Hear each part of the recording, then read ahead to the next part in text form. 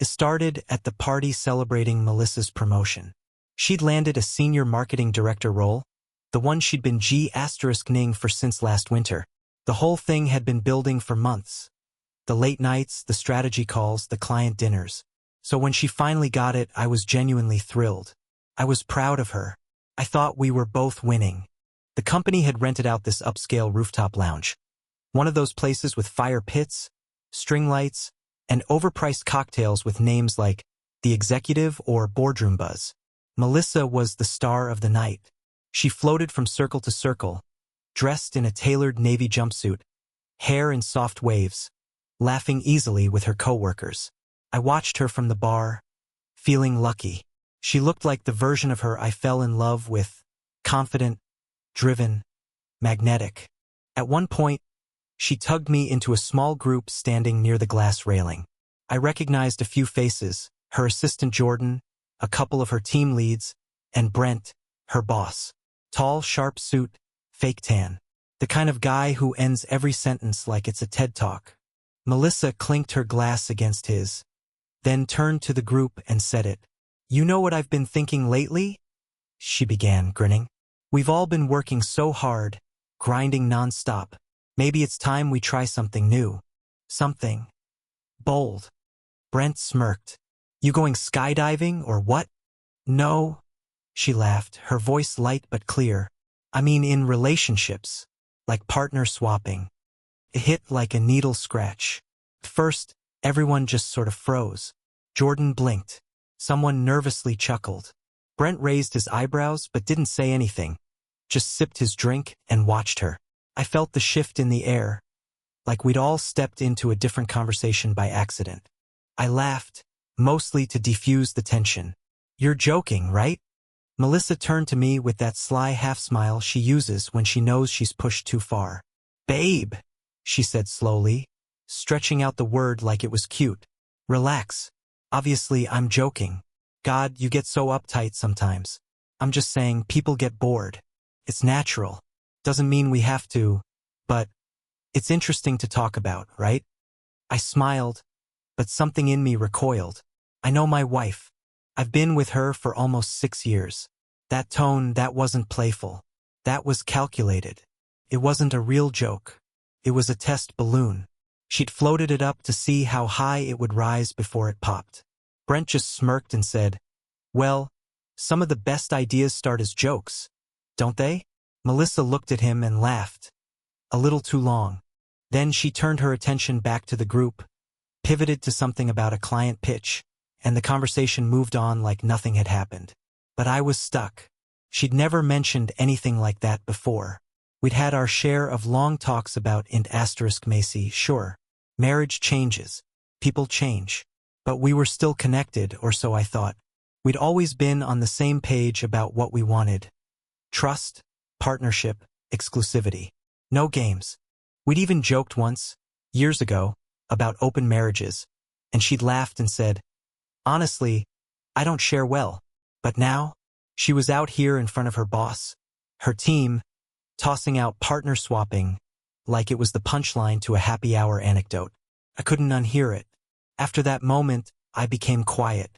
I sipped my drink, listened to the small talk, nodded when people spoke to me, but my mind was elsewhere. I was suddenly replaying the last few weeks in my head. Her mood swings, the way she had been on edge lately, almost impatient with me, like I was background noise. How her phone was always flipped face down. The way she'd pulled away when I tried to cuddle one night and mumbled, "Not tonight. I'm just tired, babe." And now this? I didn't say anything more that night. I played the role, supportive husband, there to celebrate her success. I took photos of her with her team, laughed at Brent's bad jokes, and even toasted to her promotion during the speech. But something inside me had cracked. Not broken, not yet. Just cracked, like glass under pressure. Later, when we got home, I tried to bring it up again. She was in the bathroom, wiping off her makeup with that same floral-scented cleanser she always used. I leaned against the doorframe and said, "So, about that joke you made tonight." She glanced at me in the mirror. "What joke?" "You know, the partner swapping thing." She snorted. "Oh my God, You're still thinking about that? I mean, it was kind of a weird thing to bring up in front of your coworkers. And me. She turned to face me, her face clean now, bare and unreadable. It was just a joke. Jesus, can't I make one joke without it turning into a Senate hearing? That didn't sound like a joke, Mel. You looked serious. She crossed her arms. Why are you being so sensitive about this? It's not like I'm asking for an orgy. I made one offhand comment, and you're acting like I committed a crime. I'm not. I don't know. I've never heard you talk like that before. Felt like you meant it. She held my gaze for a second too long. Then she sighed, turned back to the mirror, and said quietly, You always overthink things. That's your problem. That was the end of the conversation, at least on her end. She turned off the bathroom light, brushed past me, and went to bed. I followed eventually, but sleep never came easy that night. I lay there, staring at the ceiling, my thoughts loud in the silence. It wasn't just the comment. It was the way she looked at me after. Like she knew exactly what she was doing. Like she wanted to see if I'd flinch. And I did. I flinched. Not because I'm insecure. Not because I'm against trying new things or exploring fantasies or whatever spin she wanted to put on it. I flinched because she'd changed the rules of our relationship without asking. Because she'd launched a trial balloon in front of people I barely knew, just to see if I'd pop it or let it float. Because it wasn't about S*X. It was about control. She wanted to see how much I'd bend, how far she could push. And suddenly, everything felt less solid, less safe. I didn't know if she was just testing the water or already swimming in it. I thought back to something she'd said last fall, when her friend Rachel got divorced. We were out to dinner and Melissa had said, I think a lot of people outgrow monogamy and just don't admit it. They get scared or bored and stay because it's easy. I remember shrugging it off at the time, chalking it up to wine and conversation. But now it felt like foreshadowing, like she'd been writing the script for a while, and I was just now noticing I wasn't the one holding the pen. I didn't sleep that night, and even though she was lying next to me, breathing slow, back turned, I'd never felt farther from her. After that night, my brain didn't shut off. It was like someone had knocked over a box of puzzle pieces I didn't know I'd been collecting, and suddenly I was compelled to pick them up, one by one, and see what picture they formed. At first, I told myself I was being paranoid. That was always Melissa's word of choice whenever I questioned anything. Paranoid, overthinking, projecting. I'd learned to doubt my instincts because she was so good at making me feel unreasonable for having them. But once that comment landed, once she said it out loud in front of people, it was like permission had been granted. My mind started replaying moments I'd filed away as nothing, moments I'd brushed off because trusting her felt easier than questioning her. Her schedule, for one. Melissa used to text me when she was on her way home. Not out of obligation, just habit. A quick, heading back now, or traffic's awful. Somewhere around late spring that stopped. Instead, I'd get vague updates hours later. Running late. Long night. No context. No follow-up. The late nights had piled up quietly. Strategy sessions. Client debriefs. Leadership dinners. At first, I admired the hustle. She was ambitious, that's part of what I loved about her. But ambition used to include me. Now it felt like I was an afterthought. Then there were the rideshares. More than once, I'd look out the window and see her stepping out of an Uber instead of pulling into the driveway. I asked her about it casually the first time. She said parking near the office was a nightmare. So she'd been leaving her car there and grabbing rides when she knew she'd be drinking. That explanation made sense, until I realized she wasn't being dropped off at our house. She'd get out a block away. Sometimes two. Always walking the rest of the distance, heels in hand, phone tucked into her purse like she didn't want it seen. When I asked why she didn't just get dropped off at the door, she laughed and said, I like the walk. Helps me decompress. But now that answer felt rehearsed. Convenient. Her phone habits changed too, though I hadn't clocked it at the time. Melissa used to leave her phone everywhere. Kitchen counter, couch cushions, bathroom sink. Somewhere along the line, it became an extension of her body. Always face down. Always within reach. Notifications silenced. screen lighting up only when she angled it away from me. Once, I reached for it instinctively when it buzzed while she was in the shower. Not to snoop, just reflex. She came out faster than I've ever seen her move, wrapped in a towel, eyes sharp. "What are you doing?" "Your phone went off," I said. "Oh," she replied, instantly calmer. "Just Slack. Don't worry about it." She took it from my hand and didn't leave it unattended again. Then there was her appearance. Melissa had always taken care of herself, but this was different. Suddenly, work events required full makeup, new outfits, carefully styled hair. She changed twice before leaving, asking me which dress looked more powerful. She started going to the gym at odd hours, buying lingerie I never saw her wear at home. I complimented her, of course, told her she looked incredible. She'd smile, distracted, already halfway out the door. She also stopped asking about me. That one hurt more than I expected. We used to debrief our days over dinner, talk about office politics, annoying emails, stupid meetings. Somewhere along the line, those conversations disappeared. I'd start talking, and she'd nod, eyes flicking to her phone. Sometimes she'd interrupt with, "Sorry, can we talk later? I'm just exhausted." Later rarely came. The smile she wore around me changed too.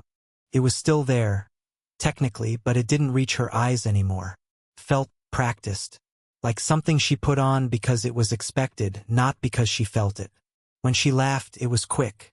When she hugged me, it was brief, like she was already somewhere else. I started feeling like a roommate, or worse, a placeholder. One night, about a week after the promotion party, I caught myself standing in the kitchen, staring at the coffee maker, trying to remember the last time she'd kissed me without me initiating it. I honestly couldn't. That scared me. I didn't confront her. Not yet. I told myself I needed to be rational, not reactive. That relationships go through phases. That stress does things to people. But deep down, something had shifted. I wasn't looking for reassurance anymore. I was looking for confirmation. And once you start doing that, everything looks different. Her calendar became oddly full, but vague. Blocks labeled external. Dinner. Meeting. No names. No details. When I asked, she'd shrug and say, "Just work stuff. You wouldn't be interested." I used to be interested in everything about her. One afternoon, I noticed a charge on our shared card. A rideshare fare higher than usual, late at night, from a part of the city she had no reason to be in. I stared at the statement longer than necessary, my chest tight. When I asked her about it, she barely looked up from her laptop. "Oh, that was a group thing," she said. "We split it. I'll reimburse our account." She never did. I started sleeping lighter, waking up when she slipped into bed at 2 a.m., pretending to be asleep while listening to her breathe, wondering where she'd been before she crawled in beside me. Sometimes she smelled like perfume that wasn't hers. When I asked, she said it was probably someone at the bar. Everything had an answer. Everything had an excuse. But none of it had warmth. By the time I admitted it to myself that something was wrong, it felt less like a realization and more like surrender. Like my brain had finally caught up to what my gut had been screaming for months. The joke at the party hadn't created this fracture. It had exposed it. Melissa wasn't drifting. She'd already gone somewhere else. I was just the last to know. 2 days after the party, the truth stopped waiting for me to be ready. It arrived quietly, without drama or warning, the way real devastation usually does. I was at work, half listening to a meeting I didn't care about, when my phone buzzed on the desk beside me. Unknown number. No text. Just an image. At first, I didn't open it. Something in me already knew that whatever was on the other side of that notification would change the trajectory of my life. I stared at the screen longer than I should have, my pulse thudding in my ears, my chest tightening as if my body was trying to prepare me for impact. Eventually, curiosity lost to dread. I tapped. The photo loaded slowly. Rooftop bar. Low lighting. City skyline blurred in the background. Melissa was in the frame immediately, unmistakable. Same navy jumpsuit from the promotion party. Same gold earrings I'd bought her for our anniversary. her body angled inward, close to someone else's space. Brent. Her hand rested flat against his chest, fingers spread like they belonged there. His mouth hovered near her ear, too close to be innocent. His head tilted just enough to suggest Macy. Not a whisper between co-workers, not a loud bar conversation. Something private, something shared. The timestamp sat in the corner of the image like a final insult. 9:42 p.m. The exact time she'd texted me that night. Catching up with a vendor, probably be late. I didn't breathe for a full 10 seconds. My body went cold, then hot. My hands shook so badly I had to lock my phone and press my palms flat against the desk. I felt like I'd been shoved underwater, pressure crushing my chest, sound muffled, everything slow and distorted. I didn't ask who sent it. I didn't need to. Someone at that party had seen what I couldn't, or maybe what I refused to, and they decided out of guilt or spite or simple decency that I deserved to know. I went to the bathroom and stared at my reflection in the mirror. I looked normal. No visible cracks. No warning signs. Just a man standing in a fluorescent-lit room, trying to process the moment his marriage officially ended. I told myself not to jump to conclusions. One photo didn't mean everything. Context mattered. Appearances could be misleading.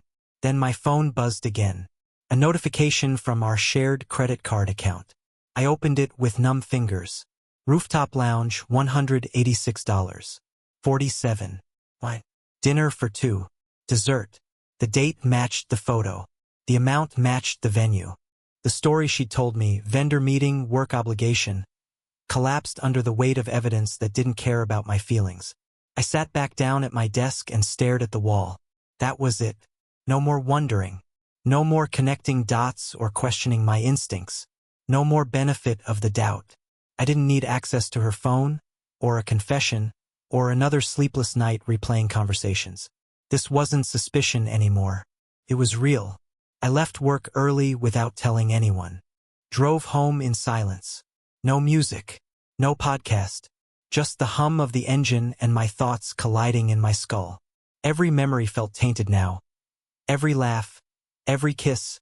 Every, I love you.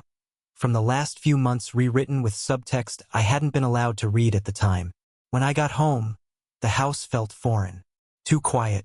Too neat. Like a stage set for a life that no longer existed. I sat on the edge of the couch and waited. When Melissa walked in later that night, she was humming. That almost broke me.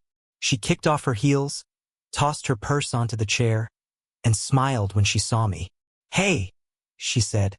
"You're home early." I nodded. "Yeah." She didn't notice my tone. Or maybe she did and chose not to acknowledge it.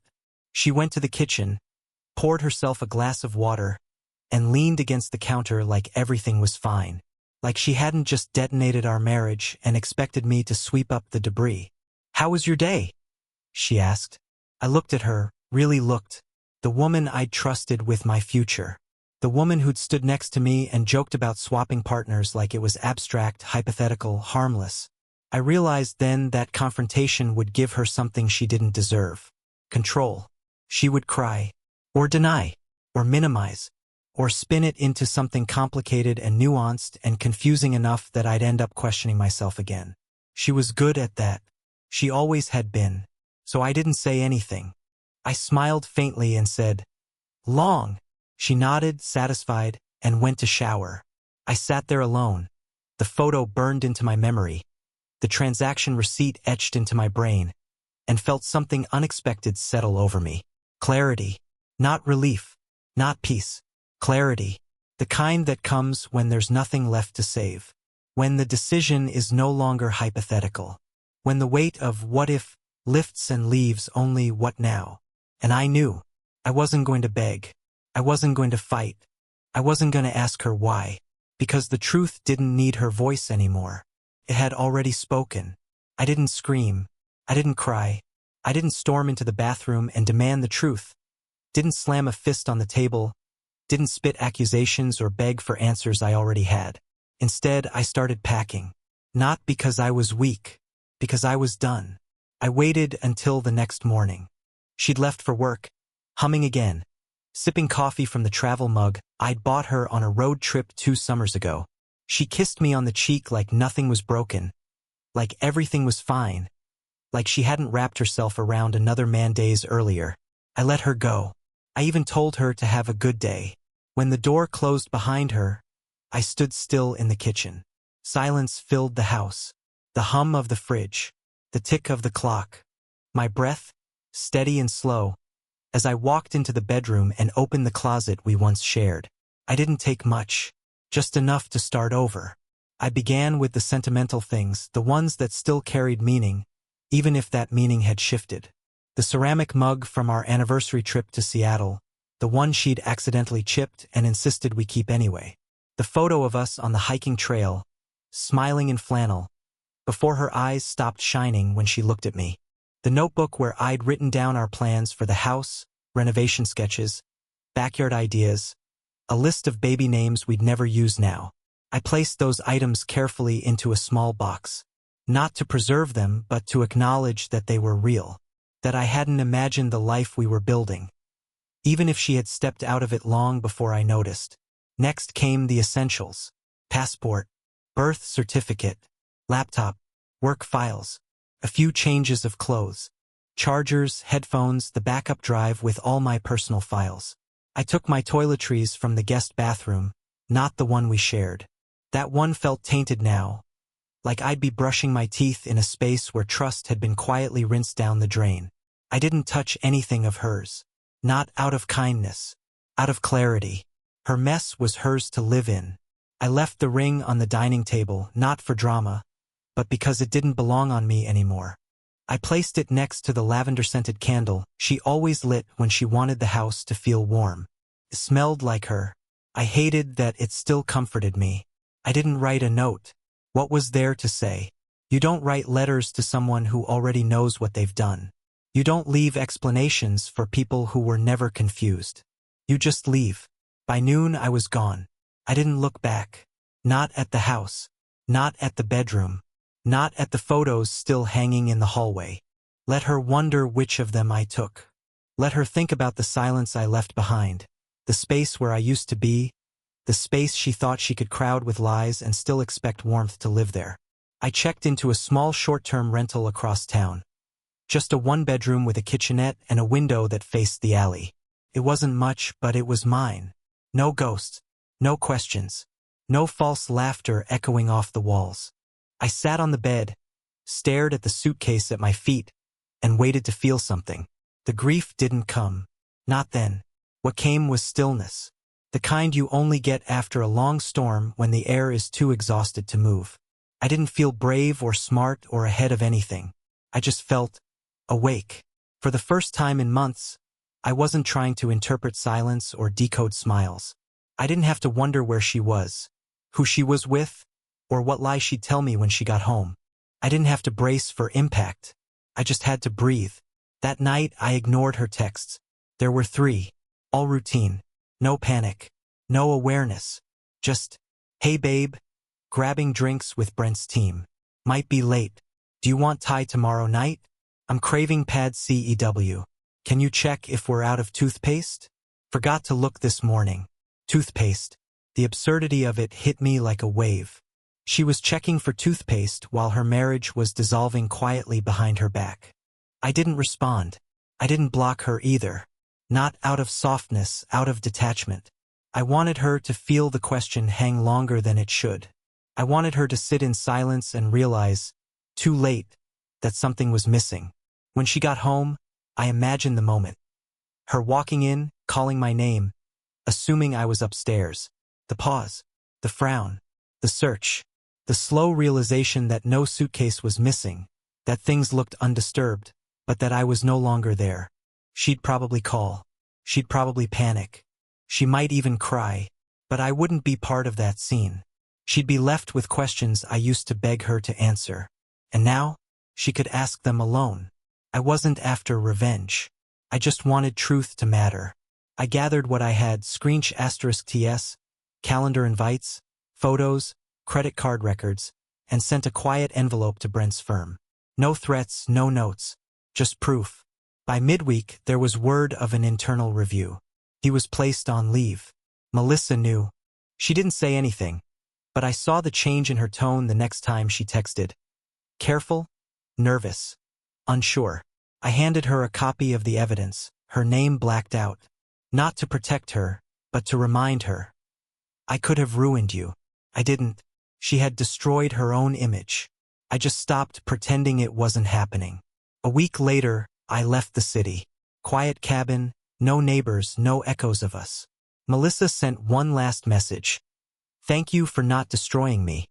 I'll carry it all. I never replied. That weight was hers now. She didn't break me. She released me. I had shrunk in our marriage, made myself smaller so she wouldn't feel crowded. Now I breathe deeper. I take up space. And this life is mine again.